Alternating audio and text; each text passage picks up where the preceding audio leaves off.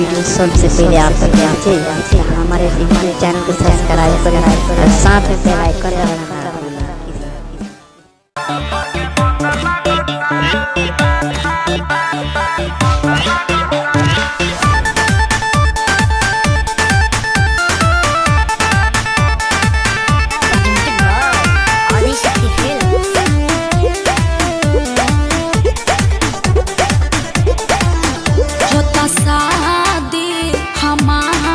next year हो सके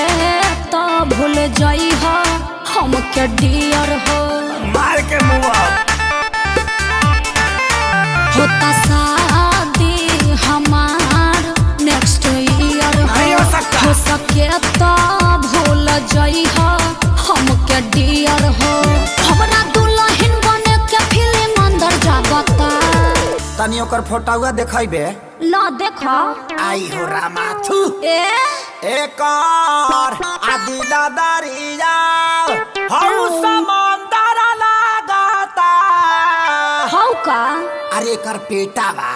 अरे तो म्यूजिक में गावा एक और दिला दरिया हौ समंदर लागता एक और दिला दरिया हौ समंदर लागता तोरा दूल्हा चला घर के बंदर लागता तोरा दूल्हा चला घर के बंदर लागता तू का बड़ा सुंदर ना सुंदर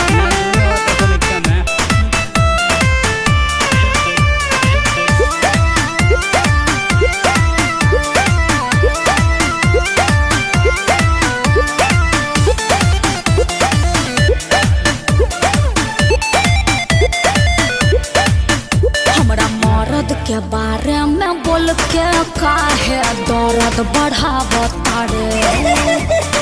अपने तबारे पारानियों न काहे दांत चियारता रे तपिया घरे चल जाई पूजा करम फुट जाई का करब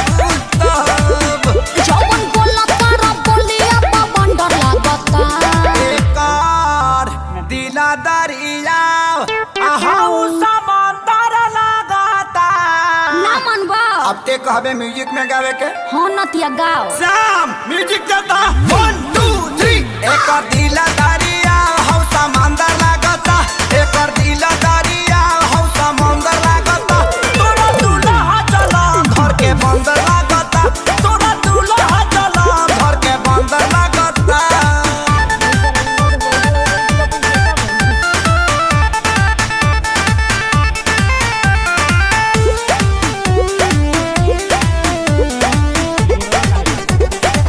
देख जरई के भी एगो हद होला हबे करोड़पति मोर राजा अच्छा